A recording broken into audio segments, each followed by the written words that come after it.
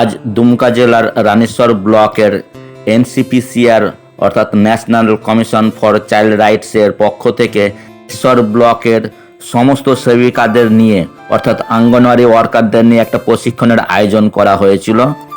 দুমকা জেলার ডিসিপিইউ ইউনিট ও Jabala action research অর্গানাইজেশনের সহযোগিতায় আজকে আমাদের কিছু আলোচনার দৃশ্য আপনাদের শোনাবার চেষ্টা করছি, চলুন দেখে নেওয়া যাক। রানীশ্বর ব্লকের সিও স্যার, আইসিডিএস সুপারভাইজার, সিপিসিআর থেকে 2 জন প্রতিনিধি এসেছিলেন। এছাড়াও উপস্থিত ছিলেন জবালার ব্লক কোঅর্ডিনেটর, ডিস্ট্রিক্ট কোঅর্ডিনেটর ও ফিল্ড ফ্যাসিলিটেটর। আইসিডিএস কর্মী অর্থাৎ অঙ্গনওয়াড়ি কর্মীদের বোঝানো হয় যে সমস্ত এলাকায় আপনারা কাজ করছেন সেই এলাকায় 18 বছরের নিচে সমস্যাজনক শিশুদের চিহ্নিত করে এবং তাদের ফর্ম ফিল আপ করার বিষয়ে তাদের প্রত্যেককে 2টো করে ফর্ম দেওয়া হয়। প্রায় 34টি পয়েন্ট আছে এই ফর্মে। এই ফর্মগুলো দেখে বোঝানো হয় প্রত্যেকটা কর্মীকে বা সেবিকাদের, তারা পুরোটাই বাড়িতে গিয়ে ফর্ম ফিল আপ করবে এবং ভিজিট করবে সেই সমস্ত পরিবারগুলো যাদের সমস্যাজনক মনে হবে, সেই সমস্ত পরিবারগুলোকে ভিজিট করে রিপোর্ট করবে ব্লক অফিসে।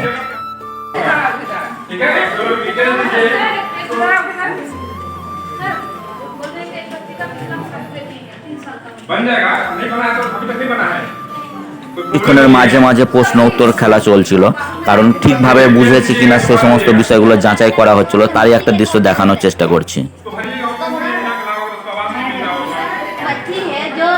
माता पिता उसका अच्छे देखभाल नहीं कर रहे हैं, तो मेरे गांव में मौसी के घर में रह रहे हैं,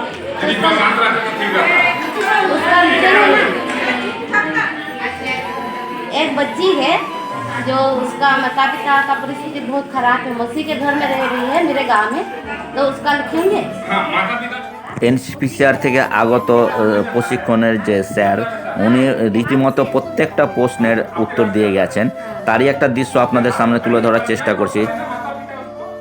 ठीक है, उसको वही तो बोले आपके गांव में अगला फेज में जब कैंप लगेगा तो कई सारी प्रॉब्लम होंगी। जिनका आधार कार्ड नहीं होगा उनका आधार कार्ड बनाने का कैंप लगेगा आपका गांव में, आधार कार्ड बनेगा, बर्थ सर्टिफिकेट बनेगा, जो विकलांग सर्टिफिकेट बोल रहे हैं उसके लिए सर्टिफिकेट बनेगा, फिर योजना से जुड़ने का काम किया जाएगा। मगर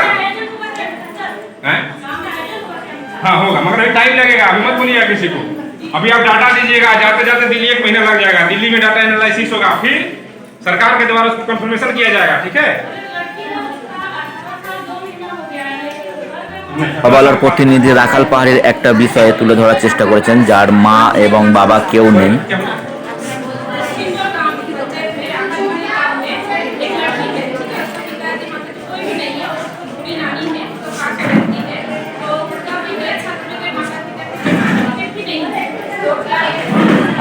फॉर्म भर के खाली डिटेल हम लोग करेंगे ना, यही तो এই পরিবারের ডেথ সার্টিফিকেট নেই, সেটাও একটু বোঝানোর চেষ্টা করা হলো এবং সঙ্গে সঙ্গে উত্তর দিলেন। वही बोल रहे हैं, सब हाँ, वैसे परिवार सब चिन्हित करिए, उसके लिए फिर हम लोग अगले फेज में काम करेंगे।